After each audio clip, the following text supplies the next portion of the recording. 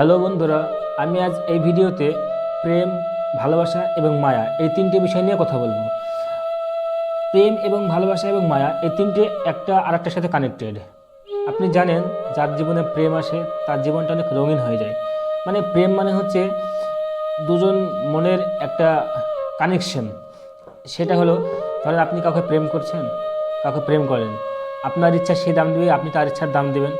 আপনার তাকে ছাড়া কোনো কিছু ভালো লাগবে না, বা তার আপনাকে ছাড়া কোনো কিছুই সম্পূর্ণ মনে হবে না, একদম অসম্পূর্ণ মনে হবে। মানে সমস্ত সুখের মুহূর্তগুলো আপনারা একদম ফিল করবেন, এনজয় করবেন। দুঃখ কষ্ট কি সেটা মানে বুঝতেই পারবে না। এটাকে বলা হয় প্রেম। আর সব থেকে বড় সমস্যা হলো ভালোবাসা কাকে বলে এবং পার্থক্য কী। দেখেন, আপনি কারোর সাথে 10 দিন 1 মাস ঘোরাঘুরি করলেন, কারোর সাথে কিছু সময় কাটালেন, আপনার তাকে ভালো লেগে গেল এবং তাকে আপনি বলেও দিলেন যে ভালোবাসি। এবার আবার কোনো কোনো ক্ষেত্রে এরকম হয় যে আপনি বলতে পারবেন না যে ভালোবাসি। যাই হোক, আপনি যদিও বলেও দিলেন যে ভালোবাসি, তারপরে সে আপনাকে রিজেক্ট করে দিল বা আপনাকে প্রত্যাখ্যান করলো, তখন আপনার মনে মনে কিন্তু তার তার জন্য ফিলিংস থেকেই গেল, তার জন্য ভালোবাসা থেকেই গেল। আর এটাকেই বলি আমরা ভালোবাসা। সো সোজাসুজি বলতে গেলে ভালোবাসা হচ্ছে একতরফা, আর প্রেম হচ্ছে দুজনের ইচ্ছার বহিঃপ্রকাশ। আর মায়া হচ্ছে এইরকম, আমরা দেখতে পাই সবাই যে পৃথিবীতে সবাই, ছেলে এবং মেয়ে সবাই টাইম পাস রিলেশনকে খুব প্রায়োরিটি দেয়। মানে হচ্ছে ভালোবাসা থাকুক বা না থাকুক, টাইম পাস সবাই করতে চায়। সো আমরা জানি, যদি আমরা বাড়িতে একটা পাখি পুষি, সে পাখিটারও যদি একটা শরীর খারাপ হয় বা কিছু হয় না, একটা খারাপ লাগে, কষ্ট হয়। সো মায়া হচ্ছে একটা এমন জিনিস, আপনি কারোর সাথে টাইম পাস করছেন, আপনার এই ব্যক্তিটা পছন্দের না বা আপনি তার যোগ্য না, তা সত্ত্বেও টাইম পাস করতে গিয়ে 1 মাস 2 মাস পরে মানুষের দুটো মন থাকে না, সাবকনসিয়াস এবং কনসিয়াস মাইন্ড।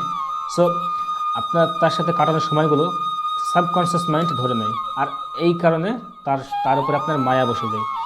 যেমন আপনি ভাবলেন যে না, এর সাথে আমি আর সম্পর্ক কন্টিনিউ করব না, আর ইন দ্য মিন টাইম সেই সামনেবেলা বান্দা যদি আপনার সাথে কথা বলা বন্ধ করে দেয় বা আপনাকে যদি ব্লক করে বা মেসেজে রিপ্লাই না দেয়, তা আপনার খারাপ লাগবে। কারণ আপনি সত্যি প্রেম করলে তো গার্লফ্রেন্ড এবং মানে প্রেমিক এবং প্রেমিকার দায়িত্ব নিতেই হয়। যদি টাইম পাস করলেও কিন্তু প্রেমিক এবং প্রেমিকার অভিনয়ও করতে হয়। সো এই অভিনয় করতে গিয়ে, তার খোঁজ খবর নিতে গিয়ে আপনার একটা অভ্যাসে পরিণত হয়ে যায়। কথায় বলে না, মানুষ হচ্ছে অভ্যাসের গোলাম।